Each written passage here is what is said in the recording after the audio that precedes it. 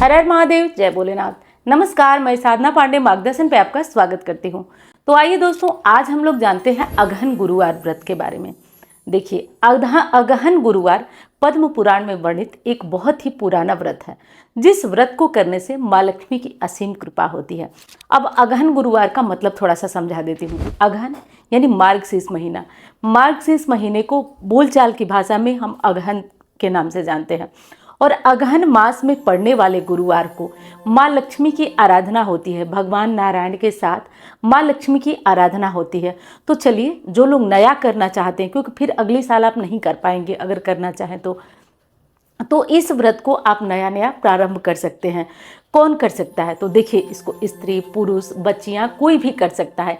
ये व्रत बहुत ही पुण्यदायी और फलदायी होता है। तो सबसे पहले तो आप लोग ये पूछते हैं कि दीदी आप व्रत करती हैं या नहीं, क्योंकि एकादशी वाली जो कन्फ्यूज़न थी, दुविधा थी, उसमें बहुत ज़्यादा प्रश्न ये आया था कि आप जो है व्रत करती हैं, आप किस दिन व्रत की थी। तो दोस्तों, पहली चीज़ आप समझ लीजिए कि मैं कभी भी किसी भी काम में आपसे झूठ नहीं बोलती हूँ। तो अब कैसे मैं कसम खाऊं, कैसे बताऊं कि मैं 2 तारीख को व्रत थी। मेरे मम्मी पापा, मेरे परिवार में सभी लोग 2 तारीख को ही व्रत थे। और मेन चीज़ होती है आपके माँ बाप गुरु, ये क्या कर रहे हैं, तो वो लोग भी थे और उसी के अनुसार मैं आपको बताई थी। और दोस्तों, बहुत ही पुण्यदायी तिथि त्रिस्पर्शा एकादशी थी और हम लोगों ने त्रिस्पर्शा एकादशी किया। मेरा मन किया कि जब मैं अगले दिन पारण कर रही थी तो थोड़ा सा उसका क्लिप बनाऊं, लेकिन दोस्तों, आप तो जानते हैं कि मैं प्राइवेट कोई भी चीज़ शेयर करने में थोड़ा झिझकती हूं, मुझसे नहीं हो पाता है। तो इस कारण मैं ये वीडियो आपको नहीं शेयर कर पाई। इस वीडियो में मुझे याद आया है तो मैं आपको बता दी हूँ कि अब आप लोग ये भी पूछेंगे कि दीदी आप ये व्रत करती हैं या नहीं करती हैं। तो देखिए दोस्तों, करती तो नहीं हूँ, व्रत नहीं कर पाती हूँ, लेकिन सुबह उठना, नियम करना, ये सब करती हूँ मैं। और आप लोगों में से जो लोग व्रत करना, लालसा इच्छा तो मेरी बहुत है कि मैं व्रत करूँ, लेकिन दोस्तों थोड़ा ज़्यादा व्रत हो जाता है मेरा और शरीर उतना काम नहीं करता है। तो इसलिए नहीं, बिल्कुल मन से इच्छा आ रही है कि मैं ये व्रत करूँ, तो हो सकता है कि मैं प्रारंभ भी करूँ, अभी तक नहीं की हूँ। तो चलिए, आपको सभी नियम बता रही हूँ जो लोग करना चाहें। हालांकि बहुत कठिन नहीं होता है, ये व्रत बहुत कठिन नहीं होता है। इस व्रत को आप कर सकते हैं। जैसे कि देखिए, अगहन गुरुवार यानी कि अगहन मास के गुरुवार में तो हर साल प्रायः 4 गुरुवार पड़ते हैं अगहन में। अब इस बार जो है 5 गुरुवार पड़ रहे हैं और 5 गुरुवार की पूजा आराधना माँ लक्ष्मी की होती है और बहुत ही आसान होती है, कोई बहुत जटिल नहीं होती है कि कोई बहुत जटिल है। जो लोग 16 दिन के 16 व्रत करते हैं ना, उनके ऊपर माँ लक्ष्मी की कृपा होती है। आप सभी जानते हैं, बहुत सारे लोग किए भी होंगे।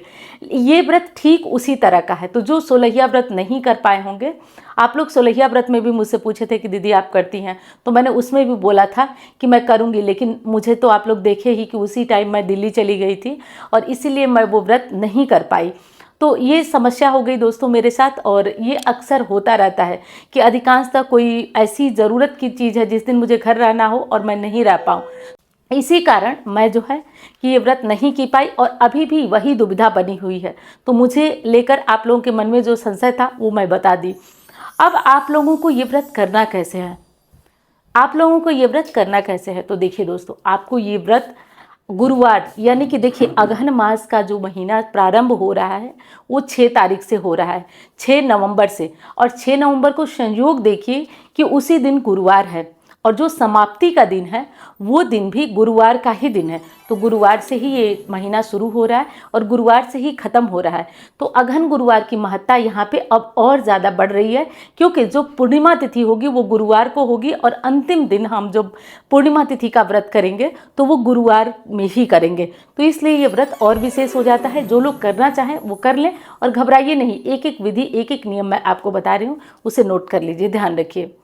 अब देखिए, सबसे पहले इस गुरुवार के व्रत में क्या किया जाता है, अब थोड़ा सा ध्यान दीजिए। इस व्रत में जो लोग व्रत करते हैं उन्हें एक दिन पहले शाम को मतलब सूर्यास्त से पहले अपने घर को अच्छी तरह से धोकर साफ कर लेना होता है। धोकर पोंछ कर, जैसे धो के पोछा लगा के जैसे आप लोग साफ करते हैं वैसे साफ कर लीजिए।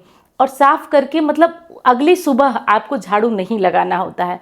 अब बहुत लोग कहेंगे कि बिना झाड़ू लगाए तो घर बासी रहता है, लेकिन दोस्तों जो नियम है वही तो मैं बता रही हूँ। अगर आपका मन नहीं माने तो आप लगाइए झाड़ू, लेकिन झाड़ू एक दिन पहले, रात को मतलब सूर्यास्त से पहले ही करके घर को क्लीन एकदम साफ कर लिया जाता है। उसके बाद अगली सुबह आप सूर्यास्त से पहले उठेंगे। और एक चीज़ का ध्यान रखिए, हर व्रत में जो लक्ष्मी जी की पूजा होती है वो शाम के टाइम होती है। आपको ध्यान भी होगा, कोई भी पूजा लक्ष्मी जी की शाम को होती है, लेकिन गुरुवार की जो ये पूजा होती है ना, वो सुबह के टाइम होती है, सुबह के टाइम। तो सुबह के टाइम कैसे होगी? तो सुबह देखिए 4 बजे उठ जाइए और सूर्य उगने से पहले ये पूजा आपको कर लेना होता है। तो अब आप पहले दिन क्या करेंगे? देखिए, पहले दिन आप सबसे पहले तो आपको नए चावल का इंतज़ाम करना पड़ेगा। नया चावल, जो लोग अपना गांव से जुड़े हुए हैं उनको तो नया चावल मिल जाएगा, लेकिन जो लोग नहीं जुड़े हुए हैं उनको थोड़ी दिक्कत होगी, लेकिन आप मार्केट में देखेंगे दुकान वाले आपको नया चावल दे देंगे। नए चावल को पीस कर उसका अयपन तैयार किया जाता है। अयपन मतलब बिना हल्दी के सफ़ेद चावल को पीस कर पेस्ट बना लीजिए और उसी से लक्ष्मी जी का चरण बनाया जाता है। लक्ष्मी जी का चरण बाहर से अंदर आती हुई, बाहर से अंदर आती हुई जहाँ आप पूजा कर रहे हैं वहाँ तक लक्ष्मी जी का चरण बनाइए। दोनों साइड दरवाजे की रंगोली बनाइए। पहले द्वार का पूजन, यानी कि जो मैं आपको बताती हूँ ना कि दहलीज पूजन कीजिए, आज वो पूजन दरवाजे का पूजन कीजिए। नहाने धोने के बाद आप भी, जो महिला हैं वो अच्छा लाल पीला कपड़ा पहन लें, अच्छे से तैयार हो जाएं। उसके बाद आप अपने पूजा घर में आइए। मैं एक एक चीज़ आपको बता रही हूँ ताकि दिक्कत ना हो। और वीडियो पसंद आ रहे हैं तो लाइक करिएगा, चैनल को आपने सब्सक्राइब नहीं किया तो कर लीजिएगा ताकि मेरा भी हौसला वर्धन होता रहे। तो ये कर लीजिएगा। उसके बाद अब आइए मंदिर में। मंदिर में आइए, मंदिर में आकर एक लाल या पीला कपड़ा बिछाइए, अलग से माँ लक्ष्मी की चौकी लगाइए। अब चौकी लगाइए माँ लक्ष्मी की, वहाँ पे एक कलश रखिए। कलश रखने की विधि तो आप जानते हैं। कलश के ऊपर जो चावल रखेंगे उस चावल पे आपको कलश के ऊपर जो चावल रखेंगे वो नया चावल ही होना चाहिए। और उसके ऊपर आप नारियल रख सकते हैं। नारियल रखकर माँ लक्ष्मी का स्वरूप मानकर उस नारियल की पूजा की जाएगी। अब देखिए, अब अगले दिन क्या करेंगे, मतलब साधारण आप माँ लक्ष्मी को गणेश जी के साथ, गणेश जी को भी बैठाइए। माँ लक्ष्मी जैसे हर पूजा में, पूजा विधि तो आप लोग देखते ही होंगे, सबसे पहले गणेश जी की पूजा कीजिए, फिर माँ लक्ष्मी नारायण की। तो लक्ष्मी नारायण की साथ में फोटो रखेंगे ना तो ये बहुत शुभ होगा।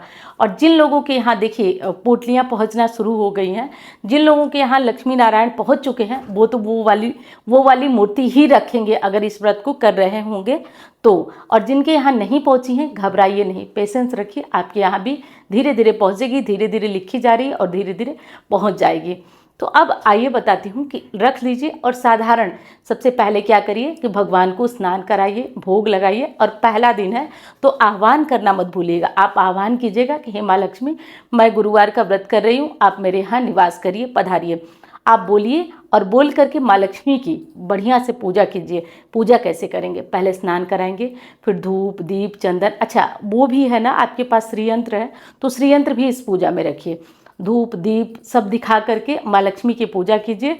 उसके बाद इसमें विशेष तर नए चावल की खीर बना करके चढ़ाई जाती है। अगर आप बना पाएँ, संभव है इतना सुबह बना पाते हैं तो नए चावल की खीर बनाकर चढ़ाई जाती है। नहीं चढ़ा पा रहे हैं तो बतासा वगैरह जो भी चीज़ें आप चढ़ाएं, फल फूल जो भी चढ़ाएं, वो चढ़ाकर सामान्य तरीके से माँ लक्ष्मी की आप पूजा कर लें। उसके बाद आरती कर लें। और आरती करने के बाद आप क्या करेंगे कि अब चौकी को उसी तरह सुबह छोड़ दीजिए, मत उठाइए।